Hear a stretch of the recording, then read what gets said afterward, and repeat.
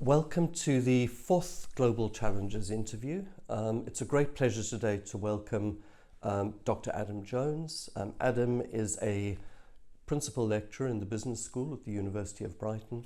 He's done a lot of work in creative and sustainable development, and we're going to begin actually with that, which is, Adam, you work in creative and sustainable economies. You've done a lot of local work as well as global work. Could you give us a sense of what you've done? Yes, sure, certainly. So there's about 3 projects I've been really involved in recently. And one is working with our partners down at Restaurant Brighton. And with their members, what we've done is we've engaged with them in order to develop a sustainable toolkit. And this gives live examples of how restaurants can engage in sustainability and also a checklist how they can see how they're getting on. And in this way, they're managing to improve what they do with people, planet and profit, the 3 Ps of sustainability, and bring them together. A second aspect we've been working on is haptic floor technology, and this has been working with Falmouth University in order to make festivals and events more inclusive by changing sound into vibrations, so those that are deaf or neurodivergent can actually enjoy a festival in the same way many of others can do. And the final project I've been involved in recently, working with my colleague Dr. Curtis, is looking at the social and also the economic impact of community festivals to see how they can improve and develop community cohesion, but also allow local businesses to develop and engage in sustainability and also profit by the activities that are going on. And could I follow up with that? Because that's incredibly interesting, and I know a little bit about you. I know you came from business into the university. Now, it's normally the reverse. Normally students leave the university, go into business. Sure. What brought you down that track, and how did you end up interested in sustainability? Because not everybody thinks that business is that interested in sustainability. That's a good question. So about 20 years ago, I was head of marketing for a company called First Choice Holidays. And as a marketeer, I worked out we could possibly do a difference, attract a certain specific customer who might be interested in sustainability. So with my colleagues, we developed the first ever sustainable policy for a tour operator. Now, in that process, I identified the worst thing an individual can do is fly on holiday. So I decided the fact that going forward, it probably wasn't for me to encourage everyone else to fly, which I identified was unsustainable.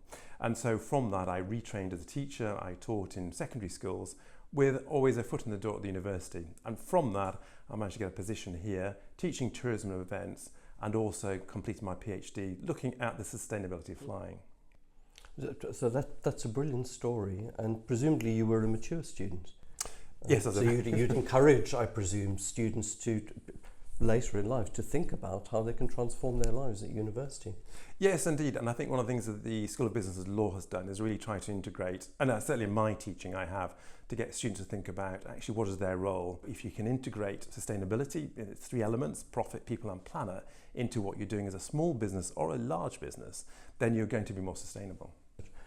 How do you integrate both your experience and your research into the teaching practice? Certainly. So I think one of the most important things is make sure the fact you've got relevant live and contemporary examples. So going forward, the toolkit we've developed for Restaurants Brighton is a fantastic resource we can point students to, get them engaged with.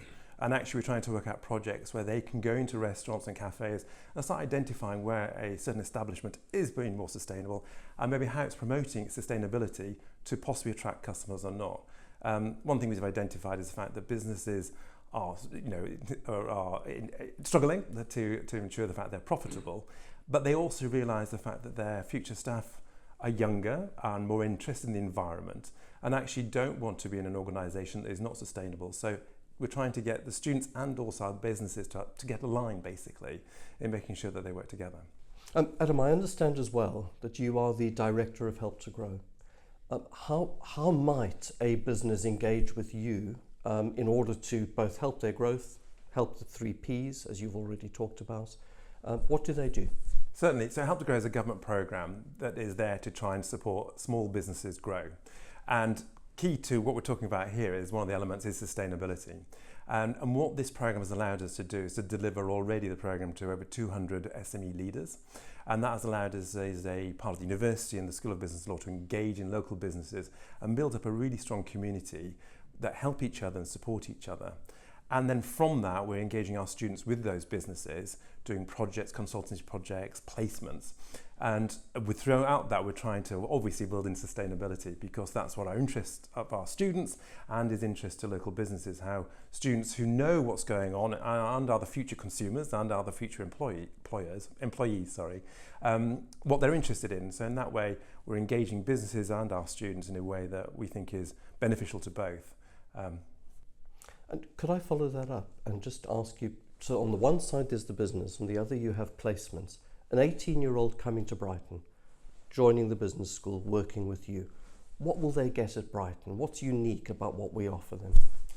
So I think what is unique about studying the School of Business Law here at the University of Brighton is we are very good at getting our students good jobs. So we've got a really good employment rate. And I think that is built into the continuity throughout the years of employability aspects through each of the modules. So one, we've got at the end of the course, the students have to do, any group, a consultancy project with a live business. So businesses come in and give a specific project that they want, or a problem they've got, and the students, as part of their assessment, have to go do a report, present it to that business, and we've actually got, from that, students get a CV, and one or two have gained jobs. But a lot of people think that profit and planet are incompatible.